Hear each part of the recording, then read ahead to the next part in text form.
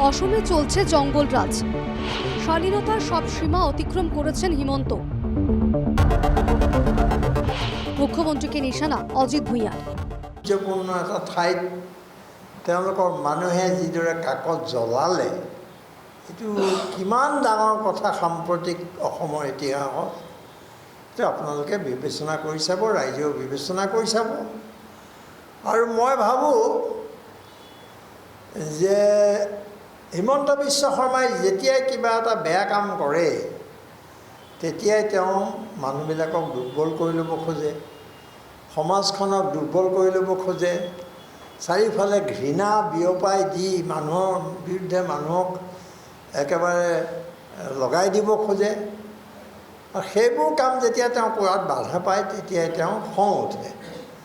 এতিয়া তেওঁ শ্ৰুতলিপি মানি চলিব নোখোজা সাংবাদিকসকলক তেওঁ নানান প্ৰকাৰে মালিকৰ নাম কৈ, সম্পাদকৰ নাম কৈ এটা অভদ্ৰ আচৰণ কৰে, যিটোক আমি গৰিহণা দিছোঁ।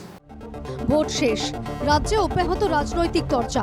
সোমবার গুয়াহাটিতে অসম নাগরিক সম্মেলনের সাংবাদিক সম্মেলন। রাজ্যের সাম্প্রতিক রাজনৈতিক পরিস্থিতি নিয়ে মুখ্যমন্ত্রীকে নিশানা করেন সংস্থার নেতারা। এদিকে নির্বাচনের সময় পুলিশের ভূমিকা নিয়েও ক্ষোভ প্রকাশ করেন নাগরিক সম্মেলনের সদস্য তথা রাজ্যসভার প্রাক্তন সাংসদ অজিত ভূঁইয়া। তার অভিযোগ, বিরোধীরা মামলা দায়ের করলে পদক্ষেপ নেয় না পুলিশ। বিরোধীর কোনো অভিযোগকেও গুরুত্ব দেয় না প্রশাসন।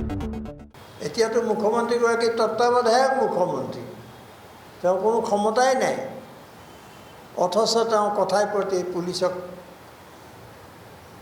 নিৰ্দেশ দিছে, আমুকক উঠাব লাগে, তামুকক আনিব লাগে, কৰিব লাগে। এই ধৰণে অসমখনক এখন তেওঁ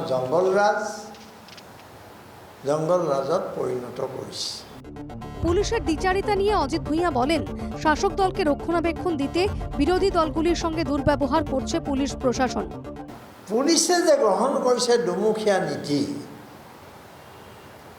শাসক দলক ৰক্ষণাবেক্ষণ দিছে আৰু বিৰোধীক যিটো ব্যৱহাৰ কৰিছে, যিধৰণে তেওঁলোকে বিৰোধীক মানে নিৰাপত্তাহীনতাত ভুগিবলৈ দিছে, সেই কথাত আমি তেওঁলোকে দিয়া ভাবুকিৰ প্ৰতি আমি গৰিহণা জনাইছোঁ।